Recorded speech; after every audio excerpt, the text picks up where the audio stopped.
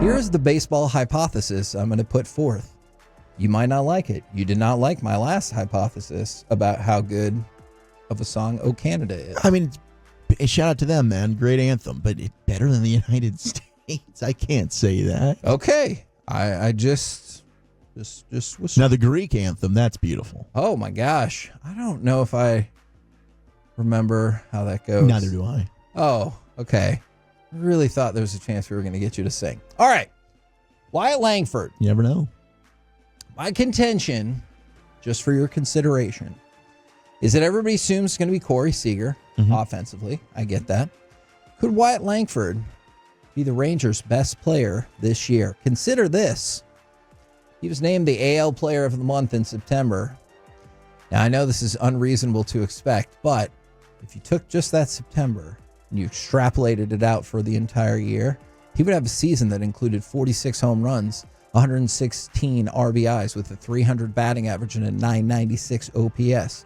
Consider this also, Zach. I don't know why that was adversarial. Consider this, Kevin. Okay, that's fair. So Langford said, I wouldn't say I felt pressure last year in training camp or spring training, but I definitely was coming in with the goal of making the team and performing well enough to make the team. That was kind of what I was going after. It's a different feeling versus now getting prepared for the season. Like, all right, this is my season.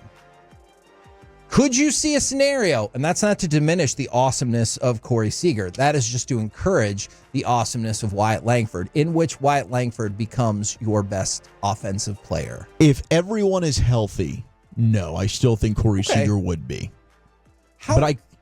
Just real quick, and I'm sorry to jump in there. What does healthy Corey Seager look like to you? Is that 130 games, 100? How many games are we talking Question. there? I mean, I would probably go with 140 games. Okay. I think that's fair, right? Okay. It's you're averaging maybe 2 10-day IL stints in there. Okay. And I think it's unrealistic to think he's probably going a full season without one. But I mean, I'm trying to see what's the average kind of games played per year for him. Usually it looks like 150 in 2022 is the most he's played as a Ranger. So even 2023, we know he had that IL stint, played 119. Most he ever played in his career is 157 games. So I think, if we can get to 140, 145, I'll consider that a healthy season. Okay. But I just think when he's hot, he's arguably the best hitter in baseball.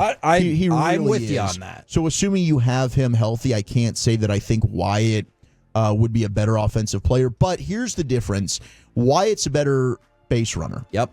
The speed. Yep. So you look at what Bobby Witt Jr. did last year. What was that, 30-30 type of dude? Yep. I think Wyatt could be a 30-30 type of dude.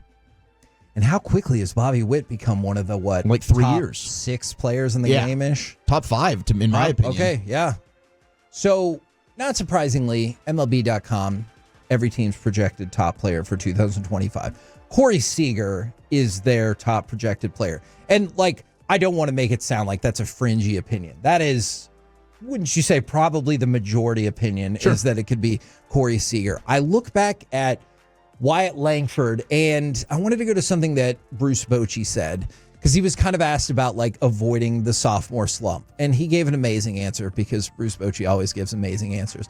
You just go about your business like you normally do. It's not like I know the stats on the sophomore slump. How many really have had a slump like that, So first of all, he's even questioning the concept of the sophomore slump. He goes, sure, you got a few big names that don't quite have the same year, so a lot of attention gets called on that. But I'm not even sure that he's thinking about that. And then you go directly to Wyatt Langford, where we said last year he was focused on making the team. This year, he's focused on how to be prepared for the regular season. And he said, all right, this is my season. And then you hear teammates, you hear other people across the league saying they feel like this guy is a future MVP.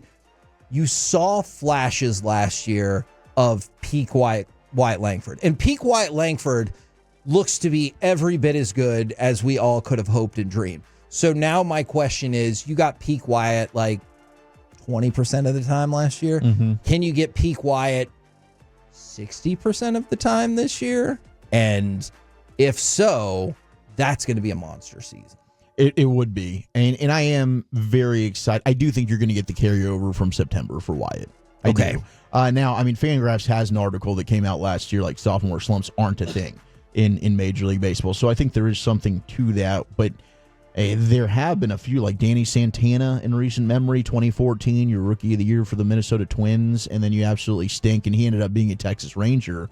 But there are, I mean, I think that's the most recent example of the biggest sophomore slump. I think Wyatt is set to, he's just an overall better player than what you had with Danny Santana. I mean, it's not to fire any shots there at Danny, but Wyatt, I think, is set up for success. And I think that he learned a lot when he had to go on the IL early in the season last year. I think that really reset things, calmed him down. I think he's just going to continue to get better and better. So I'm with you on this. Okay, I have alienated some of our audience.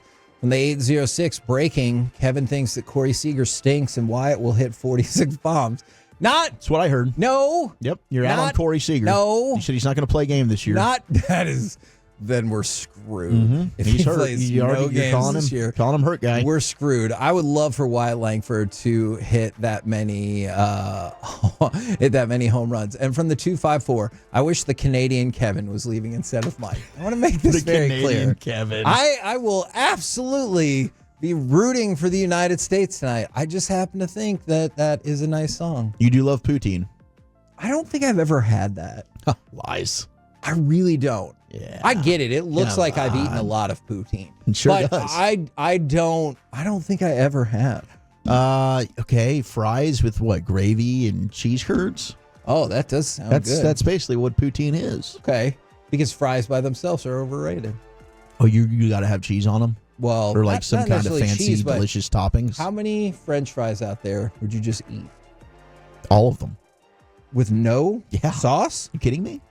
Fries are not safe. I go through a drive-thru and they're gone by the time I get home. Wow. Absolutely. Well, I think the majority of them, especially Chick-fil-A fries, I will say this having worked there for a decade, you've got to eat them immediately. You have to. Those waffle fries, the holes,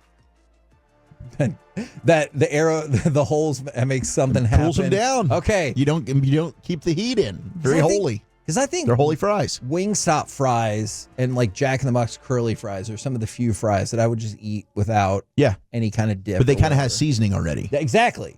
So because the fries have to be tricked up. Like even fries that I don't think are that good. I don't want to call out any places, but I'll still just eat the normal fry. Fries are fries. Delicious.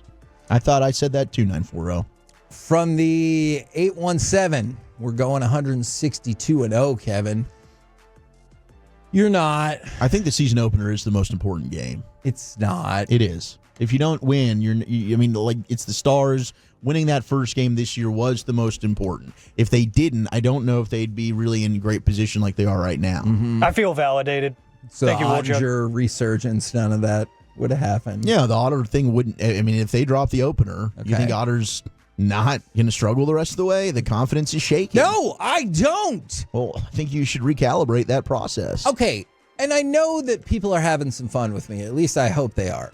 You're not going to go 162-0. You're not going to go anywhere near 162-0. Says you. Says You me. don't That's believe? right. But also, Real big jerk McJerk. would face.